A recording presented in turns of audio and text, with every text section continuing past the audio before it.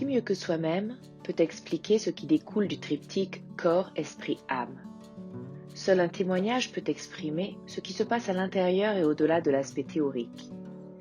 Car avec la psychogénéalogie holistique, nous allons plus loin, au-delà de l'analyse transgénérationnelle psychologique de son génosociogramme, c'est-à-dire au-delà de l'étude tournée vers les transmissions au sein du système familial, par les actes et non-actes, les dits et non-dits, engendrant des comportements pouvant déceler et transmettre d'autres comportements, somatisation ou troubles chez la personne non concernée, la raison pour laquelle nous parlons de non-appartenance.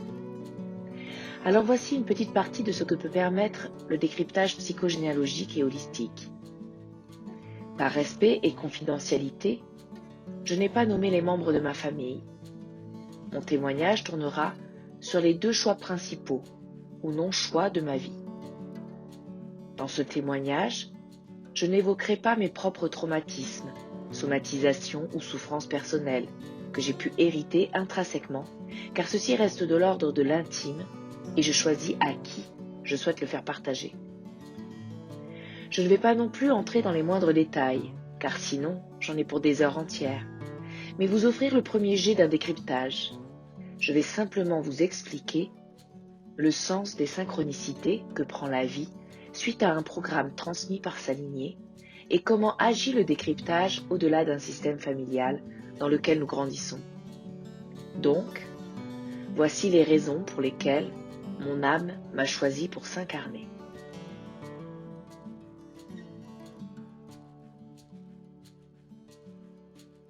La création de ma famille. Pour commencer l'analyse, il faut que je fasse l'état des lieux, l'anamnèse, dans un ordre chronologique, sans m'attarder sur les détails. L'idée est simplement que vous compreniez le déroulement d'un décryptage. Le but n'est pas de vous noyer dans les informations, ni de chercher les souffrances, mais bien le sens. Mais sachez qu'il y aurait d'autres synchronicités à relever. Je suis Caroline de Rumigny, en un seul mot, née le 16 juillet 1981. Selon ma mère, j'ai été conçue entre le 3 novembre 1980 et le 13 novembre 1980, mais symboliquement ma conception est rattachée autour du 16 octobre 1980. Je suis la 5e de ma fratrie. Mon grand frère a 10 ans de plus que moi. Il est né le 12 novembre 1971. En 2e position, il y a une fausse couche, donc physiquement une numéro 4, mais réellement une numéro 5. C'était l'époque des premières échographies, et le gynécologue avait dit à mes parents que j'étais un garçon. Ils avaient choisi le prénom de Nicolas. Lorsque j'avais 29 ans environ, j'ai recueilli ma filleule d'environ 11-12 ans, suite au décès de sa mère. Elle est née le 3 novembre 1997. Avec mon compagnon, nous avons 2 enfants. Toscane, née le 13 septembre 2016, conçue entre le 11-13 janvier 2016. Elle était prévue le 13 octobre 2016. Sa conception symbolique est le 13 décembre 2015. Et Raphaël, conçu entre le 7 et le 11 janvier 2020, prévu début novembre, est arrivé le 25 septembre 2020. Symboliquement, une conception rattachée au 25 décembre 2019. Je vis et j'ai fondé une famille avec Cyril Drjon d'Astros, né le 13 octobre 1971, conçu autour du 13 janvier 1971. Il m'a demandé en mariage le 25 décembre 2019. Ma mère a été recueillie par sa nourrice vers 18 mois. Elle a appris que ce n'étaient pas ses parents biologiques vers 11-12 ans. Elle est issue d'une rencontre entre mon grand-père, un soldat américain, et ma grand-mère pendant la Deuxième Guerre mondiale. Sa demi-grande sœur avait 11-12 ans de plus qu'elle. Elle a joué le rôle de maman car leur mère, ma grand-mère, vaquait à ses occupations. Elle avait un demi-frère qui s'appelait Noël, de 10 ans de plus qu'elle. Mon grand-père est le 8e d'une fratrie de 14 enfants. Mon arrière-grand-mère s'est mariée à 11 ans, le 13 janvier 1899, avec un homme de 10 ans de plus qu'elle, né le 7 janvier 1878. Déjà, dans ces premières informations, vous pouvez noter toutes les synchronicités qui existent dans mon arbre. Avec toutes ces informations, voici alors ce que je peux en décrypter. Premièrement, l'aspect psychologique transgénérationnel de réparation de l'abandon de ma propre mère, par le fait que je recueille à mon tour ma filleule. D'un point de vue d'analyse psychologique, cette transmission a certainement été donnée par ce qui est de l'ordre d'une notion de transfert, telle que Steadmaker la conçoit, lorsqu'une situation actuelle rappelle par un trait commun le traumatisme non résolu, plus ou moins refoulé, de l'enfance. Une émotion, une odeur, une ressemblance physique. Il y a une énergie psychique particulière qui se dégage et qui peut prendre des formes diverses. C'est comme si, à son insu, même parfois, la personne allait faire en sorte d'être en loyauté avec le traumatisme. Quand le traumatisme n'est pas digéré, quand il n'est pas mis en mots, ce sont les attitudes qui le suintent. Quand un enfant trouve que quelque chose de bizarre se passe au niveau émotionnel chez son parent, c'est insécurisant pour lui. Quelque chose lui échappe. Alors il peut répéter son comportement, voire l'amplifier, dans le but de mieux comprendre son parent.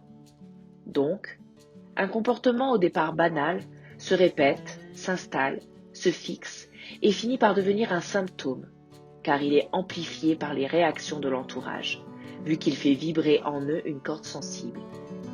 C'est ce qu'est appelé le processus de sélection, amplification. Ça, c'est le versant purement psychologique du système familial au sein duquel j'ai grandi et qui m'a très certainement imprégné et expliqué mes choix. Questionnons maintenant ce choix, ou non-choix de vie. Pourquoi moi sur les 4 de ma fratrie? Pourquoi la recueillir, elle spécialement? Pourquoi mes 3 fausses couches? Pourquoi mes enfants? Pourquoi mon conjoint? Pourquoi mon couple? On sait que le numéro 1, c'est l'enfant du père, 2, l'enfant de la mère, 3, l'enfant du couple, et ainsi de suite. Donc je suis numéro 5, en loyauté directe avec ma mère, et les mères, les femmes de mon arbre. Si je remonte ma lignée avec cette équation, qu'est-ce que je peux voir? Je suis en référence directe avec mon arrière-grand-mère, mariée à 11-12 ans. Le numéro 2 n'ayant pas existé, j'ai la totalité du programme avec en prime la lourdeur d'un bébé qui n'a pas été présent dans une fratrie. Cela fait écho à la non-appartenance de ma mère dans la sienne. Ma mère est numéro 4, donc en lien étroit avec sa demi-sœur âgée de 12 années de plus qu'elle, et ayant un rôle de mère. Cela fait également écho à l'âge de la connaissance de son adoption vers ses 12 ans, ainsi que l'âge de ma filleule, lorsque je l'ai accueillie suite à la perte de sa mère. Donc, ma mère numéro 4, enfant du père. Je ne m'attarde pas, car cela est son histoire. Puis, mon grand-père numéro 8, donc enfant de la mère. Ce qui me fait rencontrer mon ancêtre référent, mon arrière-grand-mère. Il est important de préciser qu'à la suite, mon grand-père se maria avec une femme stérile et adopta un garçon né le 13 décembre 1929 qui épousera une femme née le 13 septembre 1949. Les dates identiques à ma fille Toscane. Mon arrière-grand-mère, mariée vers ses 11 ans, le 13 janvier 1899, et mère vers ses 12 ans, encore une fois, date en lien avec mes 2 enfants biologiques. Quelle hypothèse puis-je faire? Que mon arrière-grand-mère s'est faite marier contre son gré? Que malgré l'amour entre mes grands-parents, celui-ci était hors mariage et le résultat est qu'une enfant eût été abandonnée? Que mon programme est de sauver une enfant en lien direct avec mon histoire familiale, donc avec une synchronicité dans les dates? Je joue ce rôle de mère sans en être une, tout comme la demi-sœur de ma mère. De plus, les dates de naissance et de décès se font écho. Ce qui est sûr, c'est que le choix ne se posait même pas. Pour moi, c'était une évidence que de l'accueillir chez moi. Rentrons davantage dans l'holistique et le spirituel, l'intuitif et le sensitif de cette démarche de quête de sens. Attardons-nous maintenant sur les prénoms et leur décryptage. L'étymologie et l'inconscient collectif m'amènent alors à ce décryptage suivant. Caroline, c'est le lien du cœur. Nicolas, le chagrin d'amour dans l'arbre. Toscane, la bataille. Raphaël, la lumière qui guérit. Mes fausses couches sont liées, de par leur place, à l'enfant du père, donc des pères, des hommes de l'arbre, et en lien avec leurs problématiques. Et le numéro 3, l'enfant du couple, qui, je rappelle, est soit une union par obligation, soit une non-union par état de cause. Alors, je suis en lien avec le chagrin d'amour dû à un abandon, de mes grands-parents qui n'ont pu être unis et reconnus dans leur union car adultérine, ainsi que l'extrême jeunesse de mon arrière-grand-mère à son mariage, laissant supposer une obligation. Je porte le prénom du lien du cœur et le transpire au travers des choix de ma vie. Toscane, bataille, fait référence aussi à la guerre et aux circonstances où mes grands-parents se sont connus et ont conçu ma mère. Elle est née à la Saint-Aimé, une belle attestation que cette union est celle de l'amour issu dans un contexte de guerre. Raphaël arrive, de par son choix de date de naissance, en réponse à cette union, et fait directement écho avec la conception symbolique à la demande en mariage du 25 décembre 2019 et le prénom du demi-frère de ma mère. Avant de trouver son prénom, j'avais comme la certitude qu'il naîtrait le 29 septembre, comme une conviction, un ressenti. En affirmant cela, je suis dans le domaine de l'intuitif et du sensitif, cette notion d'analyse holistique indiquant une direction dans l'analyse et le décryptage. Et si vous regardez la fête associée à cette date, c'est celle des archanges Gabriel, Michael, Uriel et Raphaël. Et justement, la mère de ma filleule portait le nom d'un archange. Une fois le prénom trouvé, fortement suggéré par Toscane, il n'avait plus à venir à cette date pour incarner ce lien. Il le faisait grâce à son prénom. Du coup, il naquit le 25 septembre, jour de la Sainte-Hermane, signifiant l'homme de la guerre. Une boucle est bouclée. De plus, Raphaël fait totalement résonance par sa phonétique au nom de famille de ma mère, sa grand-mère. Un conseil, ne cherchez pas à éviter ou au contraire à anticiper le choix du prénom. Si vous évitez, cela sortira autrement. Mieux vaut laisser faire vos inconscients. Toscane, numéro 2, Raphaël, numéro 5. Les deux sont liés directement à mon histoire. Mais comme les arbres communiquent entre eux et ont une réelle correspondance, dans les carences de chacun des membres, ils répondent aussi dans l'arbre de mon conjoint d'une autre manière. Ils viennent attester autre chose. Continuons sur les prénoms, dans ce qu'on appelle le projet-sens. Alors je devais m'appeler Nicolas. Mes parents ont choisi mon prénom, Caroline, car le soir de ma naissance, le film Caroline Chérie passait à la télévision, et que ma mère aimait cette actrice et son rôle.